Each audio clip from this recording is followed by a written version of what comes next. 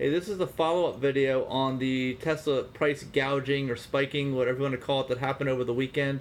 It's March 14th, 2018, and we saw some of these double, and I did a little video that this is the follow-up for where I analyzed what Tesla is charging right now based on what they were charging about a year ago, and all those rates are way up. They're way up. I mean, Tesla did say originally that they're only going to pass along their cost for the electricity, but I don't see how that's possible.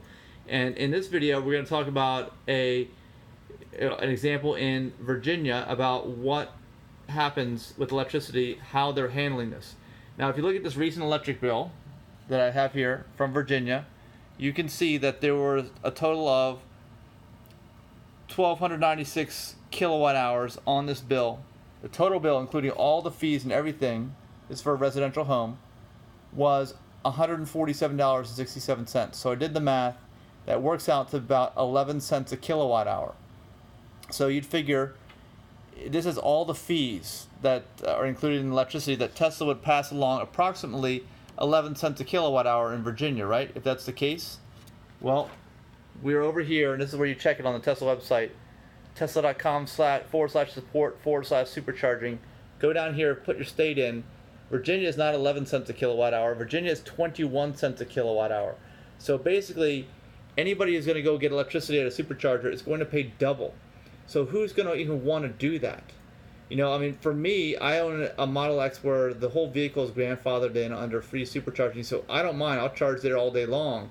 That's fine. But if somebody owns a Model 3 and there are no free lunches there with Model 3, you've got to pay per use every time you go to the supercharger. You're going to pay twice as much for the same electricity that you can just plug it into your house.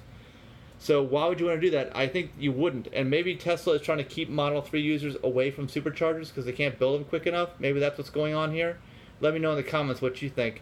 But I'm just fine. I mean, really, from my perspective, it's just fine. Now, if I was a Model 3 owner, I would feel a lot differently. I'd feel like they're gouging me. This is not what they said they were going to do, and they're kind of going against their word. So I would not feel so great being a Model 3 owner. However, you always have the right to just charge at your house and pay half the rate. But if you're taking a long distance trip, let's say for example, it's going to cost you a lot more money than you maybe have been budgeting for in terms of what you thought that long distance trip was going to cost you.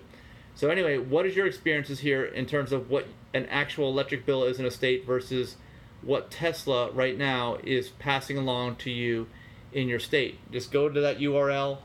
You can look over here and please comment below on the video. I'd like to hear your experiences in different states because as you know here in Virginia, basically Tesla is not passing along their cost. They are doubling the cost and charging you twice as much for the same electricity.